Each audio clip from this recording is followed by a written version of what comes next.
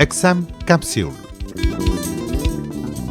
Kerala PSC നടത്തുന്ന 10ാം തരം വരെയുള്ള പൊതുപ്രാഥമിക പരീക്ഷയ്ക്ക് ചരിത്ര വിഷയത്തിൽ ഉദ്യോഗാർത്ഥികൾ എങ്ങനെ തയ്യാറെടുക്കണമെന്ന് സംസാരിക്കുന്നു കരിയർ വിദഗ്ധൻ അബിൻ ഉള്ളൂർ. 5ാം ക്ലാസ് മുതൽ 10ാം ക്ലാസ് വരെയുള്ള പാഠഭാഗങ്ങളിലെ ചരിത്രവുമായി ബന്ധപ്പെട്ട പാഠഭാഗങ്ങൾ പഠിച്ചാൽ മാത്രം ഈ വിഭാഗത്തിൽ നിന്നും വരുന്ന 20 മാർക്കും എളുപ്പത്തിൽ നേടിയെടുക്കാൻ സാധിക്കും.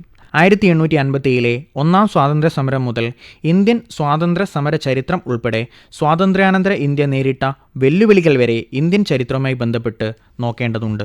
സിലബസ് അനുസരിച്ച് ഇന്ത്യയുടെ രാഷ്ട്രീയവും സാമൂഹികവും സാംസ്കാരികവുമായി ബന്ധപ്പെട്ട മുന്നേറ്റങ്ങൾ, ദേശീയ പ്രസ്ഥാനങ്ങൾ, സ്വാതന്ത്ര്യാനന്തര ഇന്ത്യ നേരിട്ട പ്രധാന വെല്ലുവിളികൾ തുടങ്ങിയവയാണ് പഠിക്കേണ്ടത്.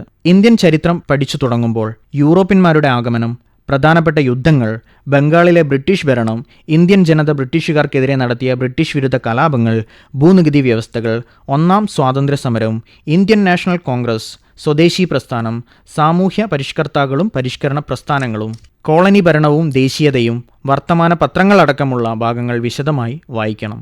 ഇന്ത്യൻ സ്വാതന്ത്ര്യവുമായി ബന്ധപ്പെട്ട് ഒഴിച്ചുകൂടാനാവാത്ത മേഖലയാണ് ഗാന്ധിജിയും സ്വാതന്ത്ര്യ സമരവും. സ്വാതന്ത്ര്യ സമരവുമായി ബന്ധപ്പെട്ട് അദ്ദേഹം വഹിച്ച പങ്കും സമരങ്ങളും PSC ഒരുപാട് തവണ ചോദിച്ചിട്ടുള്ളതാണ്.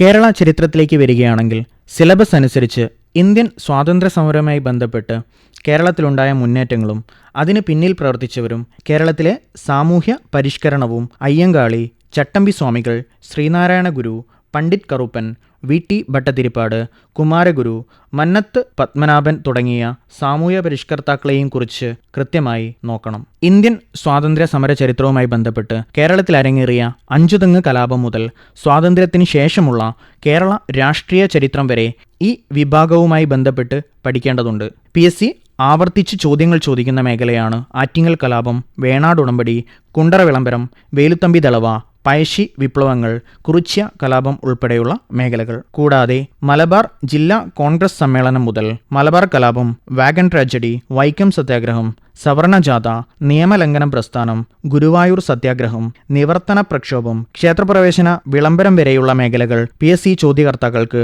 വളരെ ഇഷ്ടപ്പെട്ട മേഖലയാണ്. അത് കഴിഞ്ഞു വരുന്ന തിരുവിതാംകൂർ സ്റ്റേറ്റ് കോൺഗ്രസ്, കല്ലറ പാങ്ങോട്ട് സമരം, കടക്കൽ പ്രക്ഷോഭം, മൊറാഴ സമരം ഉൾപ്പെടെ ക്വിറ്റ് ഇന്ത്യ സമരവുമായി ബന്ധപ്പെട്ട് കേരളത്തിൽ നടന്ന കീഴരിയൂർ ബോംബ് കേസ്, പുന്നപ്ര വയലാർ സമരം, കരിവള്ളൂർ സമരം, പാലിയം സത്യാഗ്രഹം ഉൾപ്പെടെ നടന്ന നിരവധി പ്രക്ഷോഭങ്ങൾ ചോദ്യരൂപത്തിൽ കടന്നു വരാറുണ്ട്.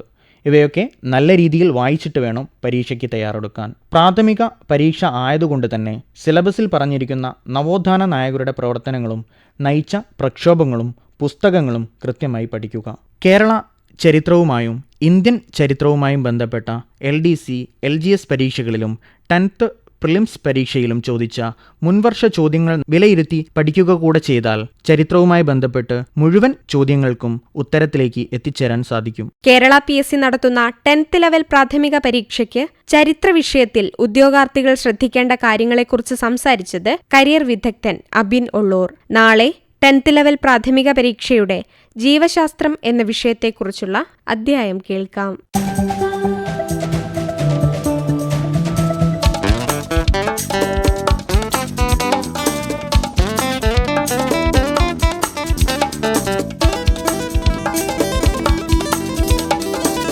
Exam capsule.